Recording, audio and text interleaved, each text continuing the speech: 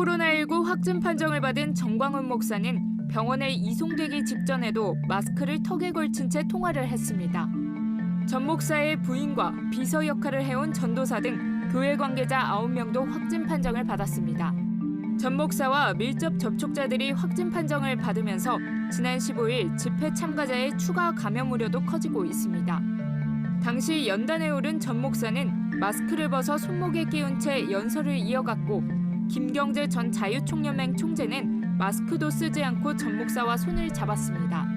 전 목사가 들고 있던 마이크는 김 전 총재에 이어 강현재 변호사, 정치평론가 이봉규 씨 등도 돌려 썼습니다. 후에 보니까 구청에서 우리 교회를 찾아와서 나 이렇게 멀쩡하게 생겼는데 정광훈 목사를 격리 대상으로 정했다고 통보를 했습니다. 전 목사는 집회 참석 이후 자가격리 통지서를 받았다며 감염병 예방법을 어기지 않았다고 주장했지만 관할구청인 서울 성북구청의 설명은 다릅니다. 지난 12일과 15일 두 차례에 걸쳐 자가격리 대상자임을 통보했다는 겁니다.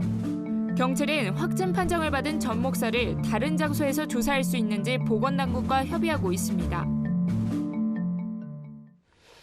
전 목사를 비롯해서 부인, 비서까지 이미 확진 판정을 받은 것이고 지금 건강 상태는 어떤가요, 전 지금 목사는? 건강 상태가 안 좋다는 소식이 나와 네. 있습니다. 네. 이게 지금 이 확진 판정 받고 네. 병원으로 이송되는 모습이 다 나왔는데 네. 턱스크하고 전화 통화하면서 네. 살짝 웃는 모습까지 나왔거든요. 당시에 증상은 없었다고 해요. 네. 그런데 지금 이제 입원 치료에 들어갔는데 건강 상태가 악화됐다.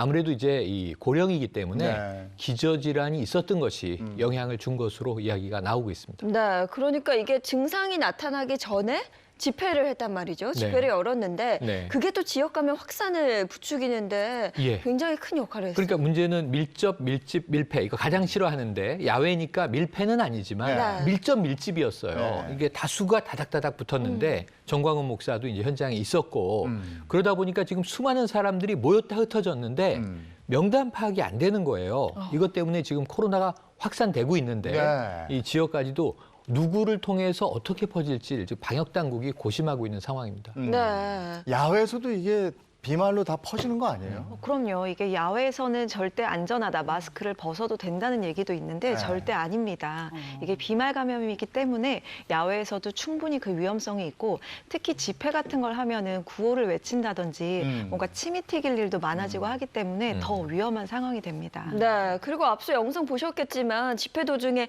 뭐 손을 잡는 그런 행동도 있었어요. 네. 이것도 사실 감염을 부추기는 행위잖아요. 그럼요. 감염 예방에는 굉장히 안 좋은데요. 해외 한 연구에서 한쪽에는 세균이 묻어 있고 한쪽은 멸균되어 있는 손으로 각각 악수를 해보고요. 손바닥, 손뼉치기를 해보고 네. 그리고 이렇게 그 주먹치기를 했는데요. 결과를 봤더니 악수를 한 경우가 손뼉치기보다는 한 2배 정도 네, 세균이 많이 옮겨갔고요. 주먹치기를 했을 때에 비해서는 20배 이상 세균이 많이 전파됐다고 합니다. 그래서 사실 보건당국에서는 이런 주먹치기도 좀 자제할 것을 권고하고 있습니다. 제가 볼 땐 이제 전통을 다시 살려야 될 것 같아요. 우리 전통은 악수가 아니고 고개를 살짝 숙여서 인사하는 거거든요. 그래서 마스크를 쓴 상태로 눈웃음 살짝 짓고 살짝 네. 고개를 숙이는 방식이 어떨까 싶습니다.